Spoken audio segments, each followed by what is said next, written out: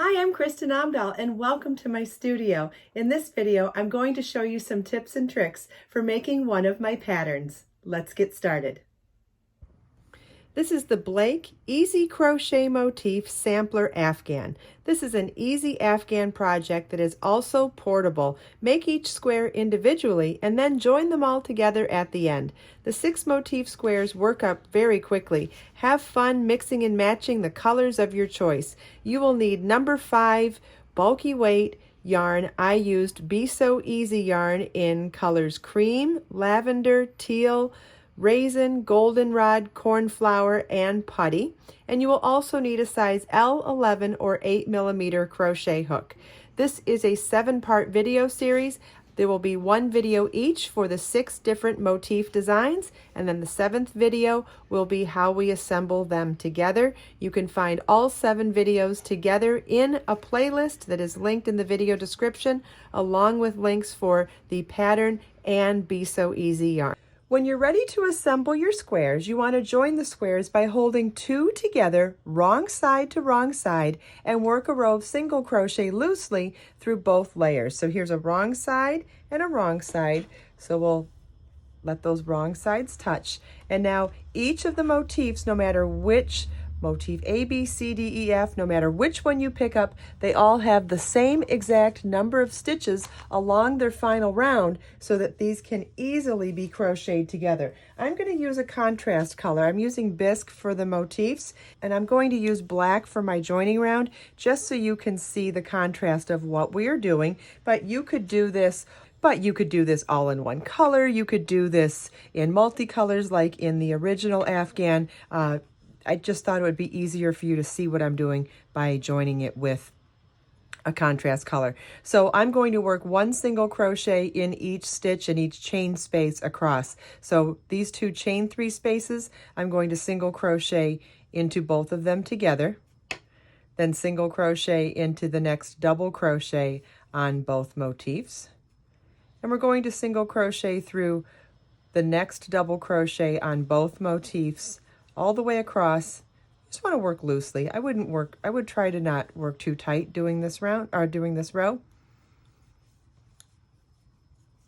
And so if you can't see where you're working, you would insert your hook into the next stitch here, and then make sure you insert your hook in the next stitch on the back motif as well. Once you've made your way across the entire side of both motifs, you're then going to work into the next chain 3 space on both motifs. And now we're ready to add 2 more motifs as well. So we'll grab 1 more and 1 more, and we'll do wrong sides together again. Okay, so this is where we're going to, as we're adding on the next 2 motifs, we're going to chain 1 for the transition between these 2 and these 2, and then insert our crochet hook into the next chain 3 space on both of the next 2 motifs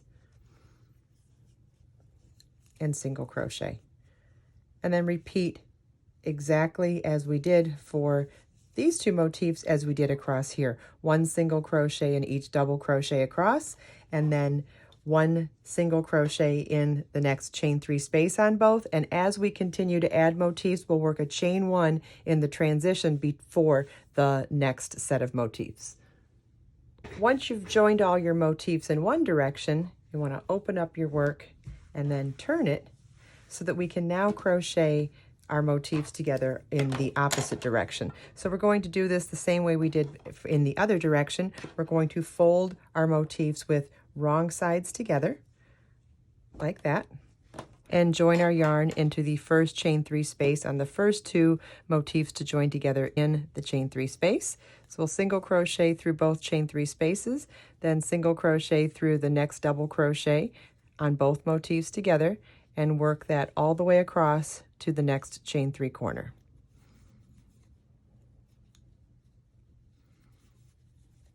Okay, we've made it to our next chain 3 corner, so we're going to insert our crochet hook and single crochet through both chain 3 spaces together, and chain 1 to cross over the joining that we did in the opposite direction. Remember, we did a chain 1 between motifs, and we're going to do a chain 1 transition here too, so that chain 1 crosses over the other chain 1. And I'll show you what I mean when we open this back up again. So then you're going to work single crochet in the chain 3 space of the next 2 motifs, and then continue in the established pattern of working single crochet into both double crochets together of both motifs, and working all the way across to the next chain 3 space and continuing on in our pattern. So let's open that up so you can see that beautiful crossover. You can see how it crosses over beautifully then. I hope you enjoyed this video. If you have any questions at all, please feel welcome to leave them for me in the comments. Everything we talked about in this video is also linked in the video description. Let us make time to create, share, and inspire today and every day. I'll see you in the next video.